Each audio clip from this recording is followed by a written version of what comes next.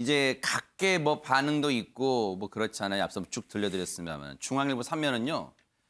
박근혜 전 대통령 사면이 대선에 미칠 파장을 좀 짚어본 것 같아요. TK에선 대구 경북 지역에서는요. 박근혜 상징성이 여전하답니다. 정치 행보된 앞서 유영하 변호사, 메신저 역할을 했던 유영하 변호사 얘기로는 정치 행보 안 한다고 했잖아요. 정치 행보된 대선 요동칠 수도 있다. 정미경 의원님께서 보실 때는 뭐 제가 알기로는 틈만 나면 이제 지역에 있는 이 민심을 들어 다니시는 걸로 알고 있어요. TK에서 진짜 박 전 대통령 상징성이 어느 정도입니까? 박근혜 대통령은 박정희 대통령을 상징하시는 분이시기도 하죠. 예. 그리고 그건 이미 이제 우리 마음속에 다 있는 거고요.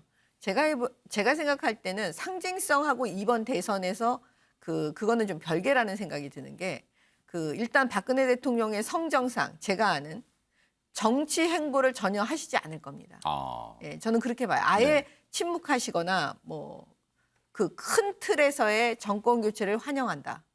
뭐 이런 취지의 발언은 하실 수 있지만 제가 볼 땐 그것도 안 하실 가능성이 높아 보입니다. 그렇기 때문에 뭐 대선에 요동칠 거다 이런 거는 저는 생각 안 하고요. 두 번째는 무슨 의미냐면 핵심은 윤석열 후보에게 어떤 영향을 미칠 것이냐. 그다음에 이 보수들, 정권 교체를 바라는 이 보수들에게 과연 박근혜 대통령의 이 부분이 상징적인 이 부분이 어떤 영향을 미칠 것이냐. 이게 문제인 것 같아요. 근데 지금 제가 다녀보면요.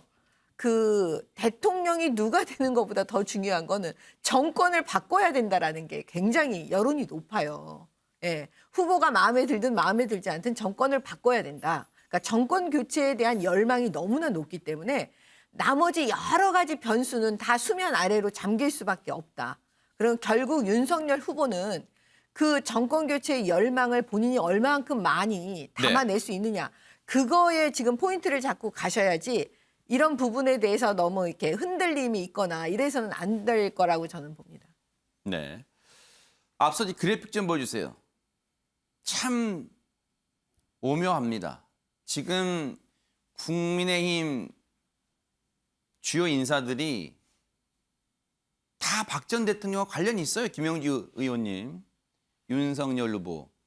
뭐 일각에서는 윤석열 후보가 뭐 구속시켰다는데 사실 그건 팩트는 아니잖아요. 어때 당시에 이제 수사팀장 자격이었고 이준석 대표 한때 박근혜 퀴즈로 불렸죠. 김종인 위원장 뭐 때려야 뗄 수 없었던 또 선거도 같이 치렀고 지금 국민의힘에서 이번 사안을 바라보는 마음이 좀 복잡할 듯합니다. 김영주 의원님. 아무래도 이제 지금 제일 야권이 두려워하는 프레임은 그런 겁니다. 박근혜 대통령을 구속시킨 감옥에 가게 한 윤석열, 또 박근혜 대통령을 사면시킨 문재인. 이 두 부분이 작동하면 굉장히 큰일 난다. 왜 그러냐면 지금도 박근혜 대통령 사면에 대해서 국민 전체 여론조사상으로는 거의 타이트합니다. 50대 50이라고 할 수 있는데 실제로 안 된다는 여론이 더 높을 수도 있는데 TK 지역은 70% 이상 사면돼야 된다는 거고요. 그래요? 네. 사면되면 안 된다라는 여론은 19%. 그것밖에 안 돼요. 그렇다면 굉장히 영향적으로 사면에 대한 입장에 대해서 상당히 호감도가 있는데 문제는 윤석열 후보는 TK 후보가 아니라는 것.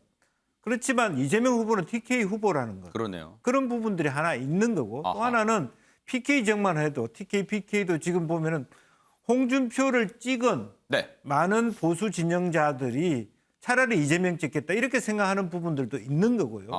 당 일각에서는 지금이라도 윤석열 후보를 바꿔야 된다는 여론조차도 잠복돼 있고 아까 정미경 의원께서 뭐 정권 교체에 대한 희구가 높다고 했는데 한두 달 전에는 굉장히 높았어요. 근데 정권 교체 최근 여론조사 많이 희구자들이 내려왔더라고요. 네. 희구자들이 이제는 슬그머니 그 얘기도 꺼내지도 못해요.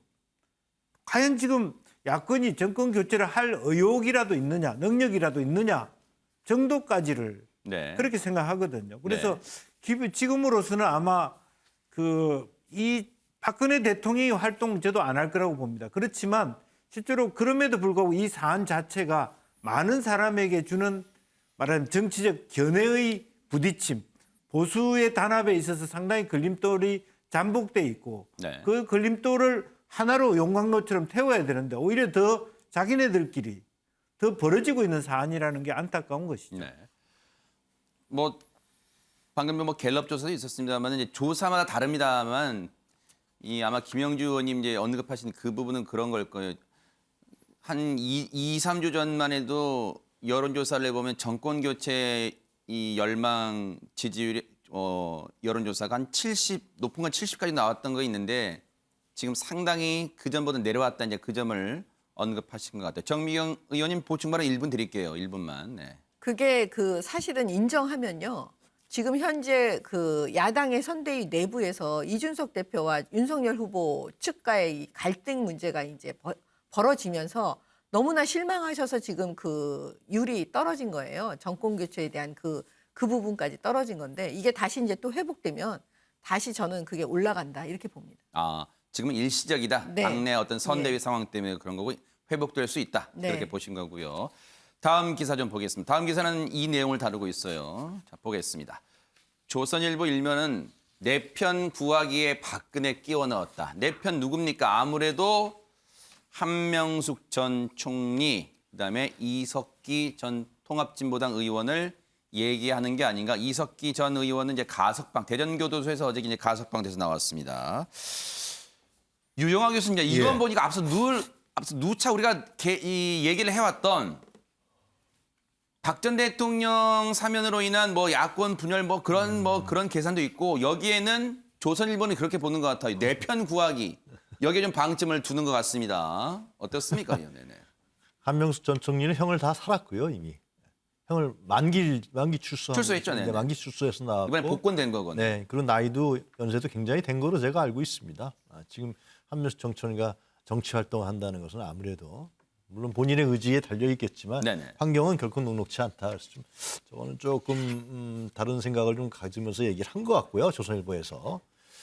근데 저는 그 한명숙 전 총리보다 저는 이제 문재인 대통령이 어떤 생각을 어떤 판단을 했는지는 모르지만은 이제 박근혜 전 대통령이 나왔잖아요. 나와서 병원에 이제 2월까지 있겠다. 대선 전까지는 활동 안 하겠다는 것인데 만약에 박근혜 전 대통령 중심으로 다른 정치적 활동이 이루어진다거나 아니면 지금 이제 보수 정치 세력들이 박근혜 전 대통령을 정치적으로 활용하고 이용한다든가 이런 또 메시지가 나온다든가 이렇게 되면 이거 사면은 의미가 문재인 정부가 심각한 사면에 대한 책임론이 휩싸일 수밖에 없습니다. 그렇게 안 할 것이라는 판단하에서 아마 내보내줬겠죠. 근데 그래서 아마 그러나 이제 국민의힘 정치인들이라든가 보수 정치 세력을 어떻게 하든지 박근혜 전 대통령을 끄집어내려고 하겠죠. 그 점이 저는 좀 우려되는 측면이에요. 그러면 이제 다시 또 혼란스러워지면서 이게 국정농단 문제라든가 촛불 문제가 네. 다시 이런 문제가 있을 것 같고 저는 오히려 네. 그 조선일보 해석보다도 윤석열 후보가 상당히 좀 입장이 이제 며칠 더 지나가 봐야 알겠지만 상당히 난처해질 수 있다고 생각합니다. 박근혜 전 대통령 사면으로 인해서. 왜냐하면은 윤석열 후보는 사실상 박근혜 전 대통령이 나왔잖아요. 구속시키고 재판에 이제 기소한 인물인데 이렇게 되면 자기 부정과 자기 모순에 휩싸이는 것이죠, 실제로. 그리고 박근혜 전 대통령이 어떤 얘기를 할 것인가 등 이제 얘기는 안 하겠지만 궁금해지는 것이고 그리고 박근혜 전 대통령을 지지했던 일부의 TK의 나이 드신 오래된 국민의힘 전통당원들 입장에 봤을 때는 박근혜 대통령이 나왔단 말이에요. 근데 윤석열이라는 인물을 지지했던 것은 당신이 돼서 이거 응징하고 이거 갚아라 이런 거였는데 이게 나와버렸기 때문에 자기 모순과 자기 부정에 있는 또 네. 윤석열 후보 이런 부분들이 좀 더 결과적으로는 복잡해진 상황이 되지 않았을까 생각합니다. 네. 중앙일보 사면은 이렇게 보고 있습니다. 쭉 가볼게요. 중앙일보 사면은 윤석열 늦었지만 환영. 선대위에서는 보수 분열 공작이다. 신문 하나 더 볼게요. 조금 시간이 밀려서 신문 좀 보고 문인철 평론가님께 질문 드려볼게요. 뒤바뀐 갑을관계 윤석열 박근혜 8년째 악연. 조금 전에 유영하 교수님이 짚어주신 그 내용도 이 지금 한국일보는 다루고 있습니다. 문인철 평론가님 왜 보수 분열 공작이라고 보는 거예요? 앞서 이제 우리 김영주 의원님과 유영하 교수님은 줄기차게 아니 왜 문재인 대통령이 선의를 왜 정치적 의도로 곡해하느냐? 아니 좋은 뜻은 좋은 뜻을 받아주면 안 돼? 뭐 이렇게 말씀하셨습니다. 정치적 의도가 없으면 그건 청와대가 아니죠. 정치적 의도가 있는 것은 당연하고요. 근데 이제 어떤 노림수가 있었느냐에 따라서 긍정적, 부정적 여러 가지 이제 생각을 할 수가 있겠는데요. 저는 그 전에 윤석열 후보에게 네. 쫄지 말라고 이야기해주고 싶습니다. 쫄지 마라. 예, 이건 사적인 보복이 아니거든요. 네. 법과 제도에 의해서 이렇게 사법적인 판단을 한 거예요. 그 윤석열 개인의 어떤 사적인 마음을 가지고 한 게 아니잖아요. 근데 그걸 가지고 자꾸 이 법에 따라서 한 것을 연관시키는 것은 지극히 이제 조금 다른 식으로 이렇게 프레임을 만들려는 그런 게 아닌가 싶습니다. 그리고 이제 말씀하신 보수 분열, 친박하고 친이 분열 그건 아닌 것 같아요. 네. 이명박 대통령은 사면 안 했기 때문에 또 친이가 뭐 반대하는 거 아니냐, 또 서로 뭐 싸우는 거 아니냐, 그건 아니고 지금 문재인 대통령으로서는 MB를 사면하기가 참 쉽지 않을 거예요. 감정상으로. 노무현 대통령 사망에 대해서 그 연관성을 MB에 대해서는 그 친노들이 상당히 대통령 포함해서 많이 갖고 있잖아요. 그래서 그런 앙금이 아직도 많이 남아 있는 것 같고요. 네. 그리고 대구 경북에서는 당연히 박근혜 전 대통령의 정치적 고향이기도 하고 상징성이 큽니다. 그런데 그게 과연 보수 분열이 될까요? 네. 작년 총선 때 박근혜 대통령이 옥중서신을 썼습니다. 그런데 그때 총선에 어떻게 영향을 줄 것인가, 여러 가지 공천에 영향을 한나라당이 어떻게 줄 것인가, 지금의 국민의힘에. 근데 전혀 영향을 못 줬잖아요. 그것은 왜 그랬느냐? 이제 지나가본 일이기 때문에 그분들이 다시 할 수 있는 여지는 없다. 네. 그리고 지금 대구 경북조차도 정권 교체에 대한 열망이 아주 큽니다. 네. 그래서 심정적으로 박근혜 대통령에 대해서는 짠해하고 안타까워하고 그리워하겠지만 선거 개입하는 것에 대해서는 또 다른 측면으로 네. 냉정하게 볼 거라는 생각이 듭니다. 네. 앞서 쫄지 마라. 물론 저도 이제 맞장구 쳤습니다만 이제 방송 용어로는 부적절하니까 위축되지 마라. 뭐 그렇게 순화를 하겠습니다. 위축되지 마라. 이렇게 특별 사면됐다고 했고 또 과거 악연이 있다고는 하지만 위축되지 마라. 이렇게 말씀을 해주신 걸로 알겠습니다.